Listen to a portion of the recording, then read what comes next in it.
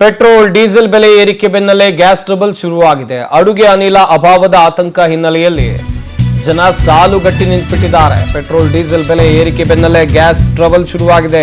ಜನಸಾಮಾನ್ಯರಿಗೆ ಅಡುಗೆ ಅನಿಲ ಅಭಾವದ ಹಿನ್ನೆಲೆಯಲ್ಲಿ ಸಾಲುಗಟ್ಟಿ ನಿಂತಿದ್ದಾರೆ. ಬೀದರ್ ಜಿಲ್ಲೆ ಬಾಲ್ಕಿ ಪಟ್ಟಣದ ಗ್ಯಾಸ್ ಏಜೆನ್ಸಿ ಮುಂದೆ ಕ್ಯೂ ನಿಂತಿದ್ದಾರೆ ಜನ.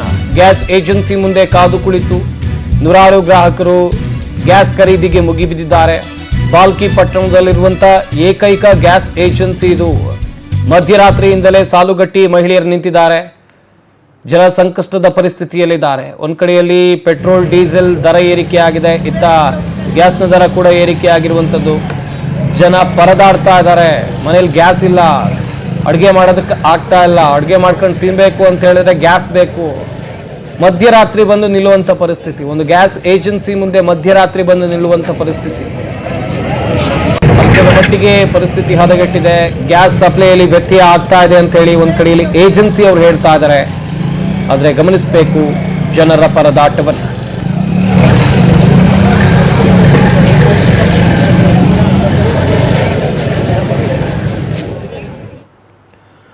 ಈ ಬಗ್ಗೆ ಇನ್ನಷ್ಟು ಮಾಹಿತಿಯನ್ನು ಕೊಡ್ತಾರೆ ನಮ್ಮ ಬೀದರ್ ಪ್ರತಿನಿಧಿ ರಾಜ್ಕುಮಾರ್. ದೂರವಾಣಿ ಸಂಪರ್ಕದಲ್ಲಿ ಜಾಯ್ನ್ ಆಗ್ತಾ ಇದ್ದಾರೆ. ರಾಜ್ಕುಮಾರ್, ಗಮನಿಸ್ತಾ ಇದ್ವಿ ಸಾಕಷ್ಟು ಜನರು ಸಾಲುಗಟ್ಟಿ ನಿಂತಿದ್ದಾರೆ. ಯಾಕಲ್ಲಿ ಗ್ಯಾಸ್ನ ಸಮಸ್ಯೆ ಆಗ್ತಾ ಇರೋದು? ಪೂರೈಕೆಯಲ್ಲಿ ವ್ಯತ್ಯಯ ಆಗ್ತಾ ಇದೆ? ಏಜೆನ್ಸಿ ಅವರು ಏನ್ ಹೇಳ್ತಾ ಇದ್ದಾರೆ? ಖಂಡಿತವಾಗ್ಲೂ ಸಂಪತ್, ಬೀದರ್ ಜಿಲ್ಲೆಯ ಬಾಲ್ಕಿ ಪಟ್ಟಣದಲ್ಲಿ ಸುಮಾರು ಗ್ಯಾಸ್ಗೋಸ್ಕರ ಬೆಳಗಿನ ಜಾವ 3 ಗಂಟೆಯಿಂದ ಕಾಯ್ಕೊಂಡು ಕೊಡುವಂತ ಪರಿಸ್ಥಿತಿ ಇದೆ. ಈಗಾಗಲೇ ಪೆಟ್ರೋಲ್ ಡೀಸೆಲ್ ಏರಿಕೆ ಹಿನ್ನೆಲೆಯಲ್ಲಿ ಬೀದರ್ನಲ್ಲಿ ಮತ್ತೆ ಗ್ಯಾಸಿನ ಅಭಾವ ಹೆಚ್ಚಾಗಿದೆ ಅಂತ ಹೇಳ್ಬೋದು. ಬಾಲ್ಕಿ ಪಟ್ಟಣದಲ್ಲಿ ಬೆಳಗ್ಗೆ 3 ಗಂಟೆಗೆ ಬಂದು 10 ಗಂಟೆ ಆದ್ರೂ ಕೂಡ ಅವರಿಗೆ ಗ್ಯಾಸ್ ಸಿಗ್ತಾ ಇಲ್ಲ. ಎಲ್ಲೋ ಒಂದ್ ಕಡೆ ಗ್ಯಾಸ್ ಏಜೆನ್ಸಿ ಮಾಲೀಕರು ಏನಿದ್ದಾರೆ, ಗ್ಯಾಸ್ ಬರ್ತಾ ಇಲ್ಲ, ಹಾಗಾಗಿ ನಮ್ಗೆ ಪೂರೈಕೆ ಮಾಡಕ್ ಆಗ್ತಾ ಇಲ್ಲ ಅಂತ ಹೇಳಿ ಹೇಳ್ತಿದ್ದಾರೆ. ಒಂದು ಕಡೆ ದಿನಕ್ಕೆ ಬರೀ 100 ರಿಂದ 200 ಮಾತ್ರ ಗ್ಯಾಸ್ ಕೊಡ್ತಾ ಇದ್ದಾರೆ. ಅಲ್ಲಿ ದಿನಕ್ಕೆ 1000 ರಿಂದ 2000 ಗ್ಯಾಸ್ ಹೋಗ್ಬೇಕು.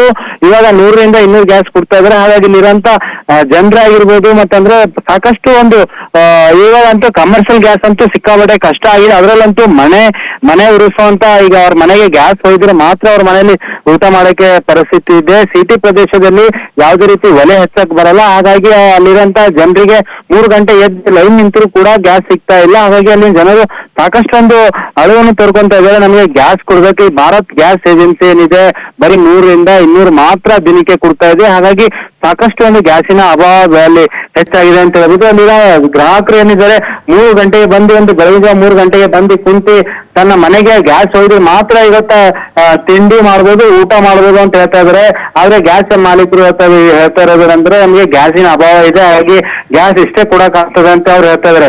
ಎಲ್ಲೋ ಒಂದು ಕಡೆ ಈ ಗ್ಯಾಸಿನ ಅಭಾವಕ್ಕೋಸ್ಕರ ಬಾಲ್ಕಿ ಜನರು ಸಾಕಷ್ಟು ಒಂದು ಹೈರಾಣ ಆಗಿದ್ರು ಅಂತ ಹೇಳ್ಬೋದು.